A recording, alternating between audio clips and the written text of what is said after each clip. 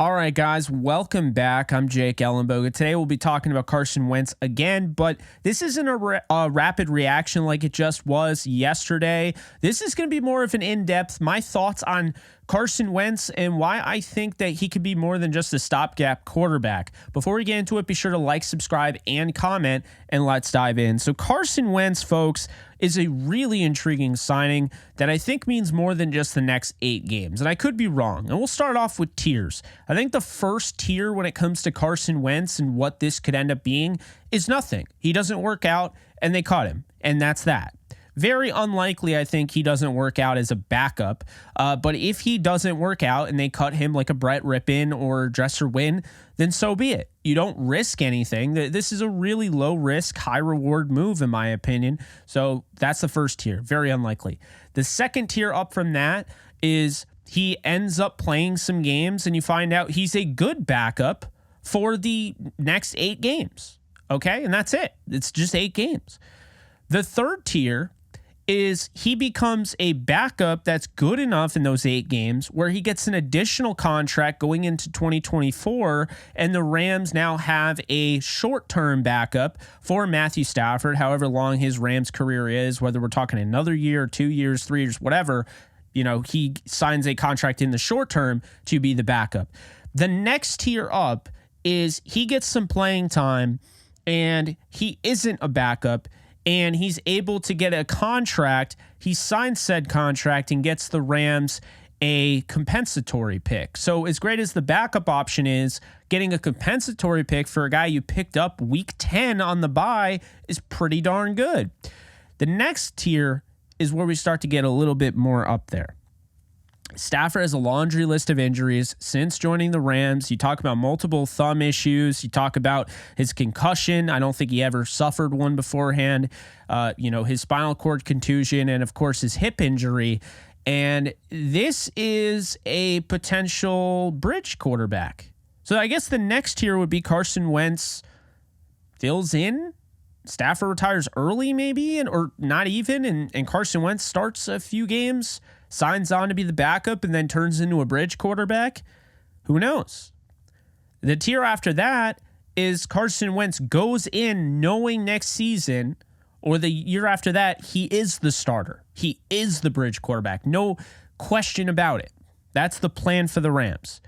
The tier beyond that is that Carson Wentz ends up being as good as people wanted him to be coming out of the draft, as good as we saw early on in his career, and the Rams make a incredibly odd decision, but somewhat understandable, after Stafford retires to make Carson Wentz their franchise quarterback.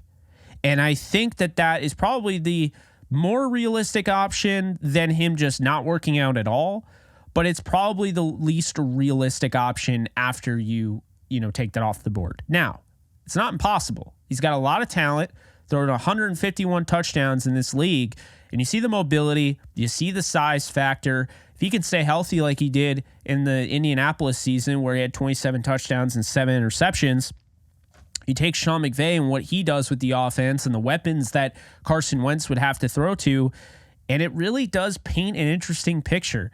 Look, it would be weird, but it's not unheard of. And the reason I say that and why I wanted to break this down today is because there are 3 quarterbacks I'm going to bring up that were signed or, traded for whatever, right around the 29, age 29 to age 30 to age 31 mark. Okay. And before I bring up these 3 quarterbacks, I'm going to let you guys go down memory lane for a second here. Remember Baker Mayfield? It was almost this time last year, the Rams claimed Baker Mayfield off of waivers, got him ready 48 hours before the Rams played the Las Vegas Raiders on Thursday Night Football and got a win out of it. And furthermore, Baker Mayfield turned his career around at age 27. I think before we even get into those 3 names that I previously mentioned, let's focus on the Baker part of this. Because a lot of people had an issue with Baker Mayfield at first. They had an issue going out and getting him and how he could be a locker room cancer. And he ended up being well-liked in the locker room. I think this is kind of similar to Wentz, but I think there's more opportunity here, and here's why. The Rams, unfortunately, no matter how well Baker played those last 4 or 5 games, were never going to be in a position to be able to re-sign him and have him as their backup. They have Matthew Stafford. Unless Stafford retired, Baker Mayfield wasn't going to come back. He wanted to, but he wasn't going to come back to be a backup. He felt he could start. And furthermore, keep this in mind, the Rams didn't have the money to pay him $8 million to be their backup. So he goes to Tampa Bay, and he's 27. So he had a market. There were other teams interested. Carson Wentz currently, keep in mind, Baker started the first game. He was the opening day starter for the Carolina Panthers last season. Okay? Carson Wentz has been out of the league since last season. He has not started. He has not played. He has not been on a roster this season. So there's not a lot of teams that are interested. We could talk about the Jets making a mistake, not signing him after Aaron Rodgers went down. We could talk about the Giants, who have decided Tommy DeVito is enough for them. We could talk about the Falcons, Browns, whoever. Carson Wentz has not signed with any team up until now during the bye week with the Los Angeles Rams. And so this begs the question, does this make it almost better for the Rams? Is this a better opportunity than the one with Baker Mayfield? Baker Mayfield, at the end of the day, all he was really going to do is bring home a compensatory pick, which isn't bad. It's not bad at all. You claimed him, and then you finish out the season with him, and I can be the first one to say, at least it was somewhat exciting watching Baker Mayfield play. But now, with Carson Wentz, this team's still alive, just kind of like, when they got Baker Mayfield last year, although I think this team is more talented and way healthier. This team is still alive, and I don't know if he's going to start or not, but I can tell you right now, I think a lot of Rams fans feel a lot better knowing moving forward it's Stafford or Wentz instead of Stafford or Rippon or Stafford and Wynn. So that's a big thing there. And because Carson Wentz is going to be 31 in December, I think a lot of teams are going to pass up the opportunity to go after him in free agency, no matter how good he looks with Sean McVay. I think this is a very limited market for Wentz. I think it was different for Mayfield. So let's talk about the 3 quarterbacks. The first quarterback I brought up on Turf Show Times in my article that I wrote for them, Ryan Tannehill, formerly drafted in the first round by the Miami Dolphins, was their franchise quarterback, or at least they hoped he'd be their franchise quarterback, never quite got off the ground. He was not horrible, but he was not great. He was kind of like in between. And when you draft a quarterback in the first round, in between doesn't really do enough for you. So the Dolphins ended up sending him to the Titans, okay? And the Titans acquire him as the backup to Marcus Mariota, who was another first rounder who they were trying to get starting caliber play out of. And at the beginning of his career, he had some crazy numbers where you're talking about 34 touchdowns, no interceptions in the red zone. He was just locked in and, he looked really good. The problem is he suffered some injuries, and then he suffered a bunch of injuries, and then it started to really affect him. That's why they went out and got Tannehill just in case. Well, it's a good thing they did, because in 2019, the Titans started off the season 2-4 with Marcus Mariota at the helm, and Ryan Tannehill takes over, and they win 7 of their last 10, and they go to the playoffs, and Tannehill, alongside Derrick Henry and a good defense, leads them to the AFC Championship, in which they fall short. A game that they were competitive in, but they fall short against the eventual Super Bowl champion Kansas City Chiefs. Now, Tannehill's a really interesting thing here, because at the end of his career in Miami, some were kind of looking at him like, oh yeah, he's kind of done. He's going to be a backup. But he took that opportunity and he waited. He waited 6 games. The Titans were 2-4 and he turned them into an AFC title team. I'm not going to say it's all him, but Tannehill became that bridge starter until eventually their second round pick this past draft, Will Levis, took over and is likely going to be the franchise quarterback. That's how it's done. That's how the Titans grabbed Ryan Tannehill, and they got 91 touchdowns, 39 interceptions, 66.4 completion percentage, 13,959 yards, and a 100-plus passer rating, while also leading Tennessee to a 36-19 record. They got that out of Tannehill, who was sent away as just a guy that was pretty much done being a starter in the NFL. That is the first player I bring up because we know Carson Wentz has it in him. 2 years ago, we saw what he did with the Colts. A while ago, we saw what he did with the Eagles. It wasn't all great, but it wasn't all bad. And before he tore his ACL against the Rams in his second season of 2017, he was on pace to win the MVP. So this is somebody that's already exhibited the ability to win at a high level, to play MVP level football. And while he's older, he has already shown quite recently, you talk about the Titans season or the Colts season 2 years ago, he could play at a high level still. Maybe not the best in the league, but top 15, top 20, that's not bad for a backup. So Ryan Tannehill, I think, is a great name to bring up because right now his career's probably done as a starter, and he probably is going to have to revert to a backup / spot starter, but that's a successful career to turn it around the way he did. At age 30, he joins the Titans, and this is what he's able to do. And now he's 35, 36, one of the older quarterbacks in the league active, and that's what that's what happens. But Tannehill did a really nice job, another mobile quarterback, former wide receiver at Texas A&M. I'm not saying Wentz was a receiver, but mobile, athletic, and it allowed Tannehill to get 2019 through 2023, really 2022, allowed him to play at a high level for the Tennessee Titans, gave him an opportunity. And in my opinion, if Will Levis is able to take off, he kept a lot of those guys in the building. He kept a Jeffrey Simmons from leaving, okay? They did trade Kevin Byard, but he kept a Jeffrey Simmons from leaving because guys want to stay when they have a stable organization. When there's stability, you want to stay. Okay, I bought into this, right? If Tannehill didn't work out, most of these guys would have already left. They wouldn't have even been options to trade at the deadline. So that's the first thing. The second name, Kirk Cousins. Kirk Cousins was really good on Washington. Not knocking him in the slightest. But for those of you that think that you can't find a franchise quarterback or even a starting quarterback at age 30, it's too old. Well, Kirk Cousins was signed at age 30 by the Minnesota Vikings. He's 37-1 as their franchise quarterback now, years later. 67.9 completion percentage, 171 touchdowns, 55 interceptions, 23,265 yards passing, and 101.2 rating.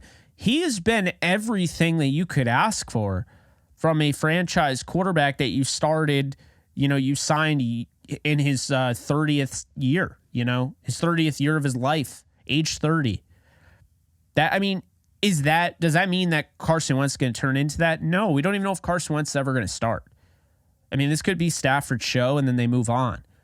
But it's good to show you that there are some examples that would point to the idea that it's certainly possible the Rams found something in Carson Wentz.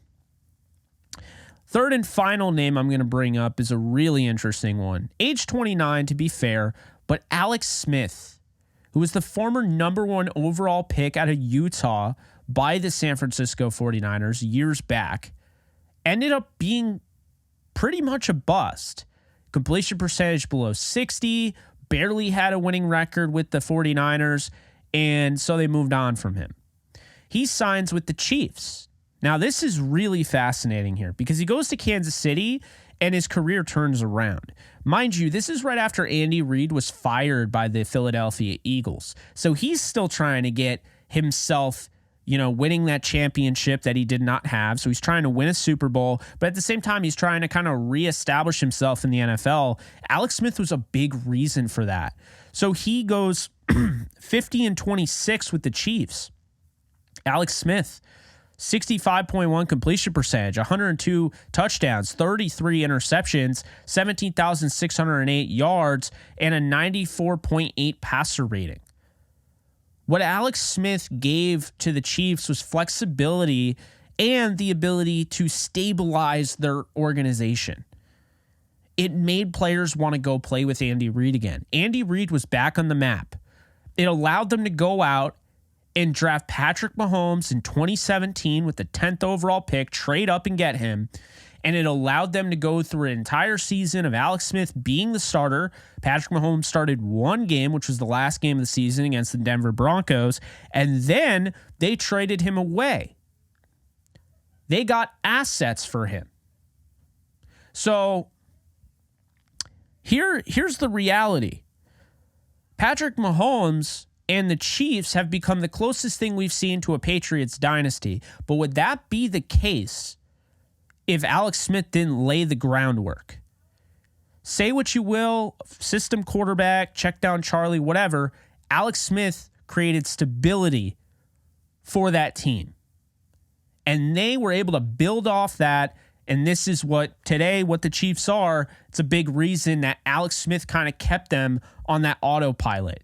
He was a good quarterback. Was he elite? No. But he allowed them to be stabilized and kept guys in Kansas City. Guys like Travis Kelce wanted to stay with the Chiefs so that when Patrick Mahomes became available, now they were able to cash in and get picks for him. They were able to cash in and just go out and get Patrick Mahomes because now they felt like they had a bridge quarterback. He never truly felt like their franchise quarterback, but he gave them the stability, and the bridge was to Patrick Mahomes, who's the best in the league. Do you see where I'm going with this? See, the Chiefs didn't get Patrick Mahomes immediately after they acquired Alex Smith. That's not what happened. And the Titans didn't immediately go out and get Will Levis right after they acquired and realized what they had in Ryan Tannehill. And the Vikings still might bring back Kirk Cousins after he suffered a season-ending torn Achilles. He's in a contract year. They signed Jaron Hall, but who knows what happens? They traded for Josh Dobbs. Who knows? Those other two names, though, Alex Smith and Ryan Tannehill, represent exactly what Carson Wentz could be for the LA Rams and why it's not just a backup option. This guy could offer stability, and he could be a legitimate bridge quarterback for the future. When you bring in that franchise quarterback, you give the keys to the city for the next quarterback, for the next generation of Rams fans. It's really important because it's easy to say this guy should start day one. This guy should start. The Rams should get Caleb. The Rams should get May. The Rams should get Penix. But what if that's not what they're trying to do? What if 2024 and 2025 is about trying a last hurrah attempt of winning a Super Bowl with Matthew Stafford, Aaron Donald, Cooper Kupp, and that crew? And then after, maybe in 2025, you draft your franchise quarterback. 2026, Carson Wentz is your starter. And then you move on from Wentz and you move, or Stafford leaves at some point and decides to retire early. You go to Carson Wentz, you pivot to him, he plays well, you give him another year after drafting your franchise quarterback, and then once you feel like you're ready to kind of unleash him the way the Chiefs were with Patrick Mahomes, you cash in and you trade away Carson Wentz to a quarterback-needy team the way the Chiefs traded Alex Smith to the Washington Commanders. So that's where I'm at. I don't think this is just a stopgap. I don't think this is just a 2023 backup quarterback. And I'm not saying he's a franchise quarterback. But what I am saying is this is why I've wanted him for years on the Rams. It's why I wanted him in 2016 over Jared Goff. He's got a unique skill set that hardly anybody in the league has to a T. And if you can keep Carson Wentz healthy, which, by the way, he played every single game for the Colts 2 years ago. If you can get him weapons, which the Rams have, if you can get him an offensive line, which the Rams have a good, they're off to a good start building an offensive line. If you bring back Dotson, you have Havenstein, you have Avila, and then left tackle and center can be worked on. Carson Wentz with Sean McVay and offensive minds like that, he's in the best position he's been in since early on in his career, and maybe even better. This is an opportunity, folks. Make no mistake, they did not just bring him in for the heck of it. And Jason McIntyre on the herd. He asked Colin, he said, does this mean Stafford's going on IR? Not an awful question. I think it's a little ridiculous since I think it's pretty clear he's not going on IR. But then he follows it up, are the Rams tanking? Yeah. Yeah, you got me, Jason. The Rams are totally tanking because they went out and they signed a veteran 30-year-old quarterback with some decent upside instead of rolling with Dresser Wynn and Brett Rippon. I don't know where some people get those takes. But anyway, I'm very curious to hear what you guys think. Okay, I wanted to have a video where I kind of break down my thought process a little bit more than just a rapid reaction. And I hope I did that for you guys. I hope I explained my thought process as well as I could, as organized as I could. Immediately when they got Wentz, I immediately thought of the future. I didn't really even think about the current because maybe that's why they got him so late. It wasn't necessarily about this year, but also next year and beyond. Who knows? But I will say, you can't write off somebody who's already proven that he can work at this level. I can't stress it enough. There are guys that are written off after they've already shown you they can do something at a high level, then they're written off. There are also guys that get overrated because of big name. There's a chance Carson Wentz doesn't work out. Absolutely. But there's also a chance, a weird chance, the NFL's weird like this, Tony Romo, Kurt Warner, Mark Bulger, guys that kind of came out of nowhere, became starting quarterbacks. I mean, who would have thought Kurt Warner wouldn't work today? I've already talked to Kurt Warner, and he even said there'll never be a Kurt Warner. Teams don't have the patience for there to be another Kurt Warner. But the point is, in a world where Brock Purdy, who is the Mr. Irrelevant, is starting for the San Francisco 49ers, and now he might be their franchise quarterback. In a world where we've seen Tony Romo come out of the woodwork, and then Dak Prescott as a fourth rounder become their franchise quarterback. In a world where we've seen Mark Bulger set the rookie passing record that CJ Stroud just broke, by the way, in a game. Rookie passing record in a game as a sixth rounder who took over for Kurt Warner.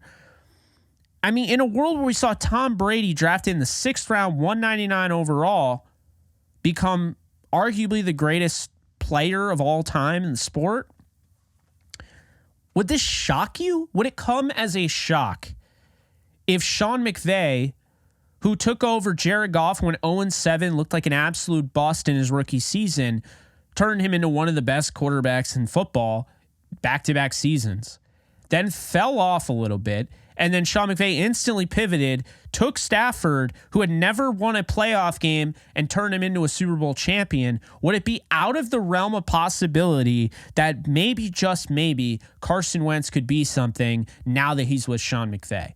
We may give Sean McVay a lot of flack for his play calling, but I can tell you right now, there are not many that are ahead of him as a developer, a play designer, and an overall offensive mind.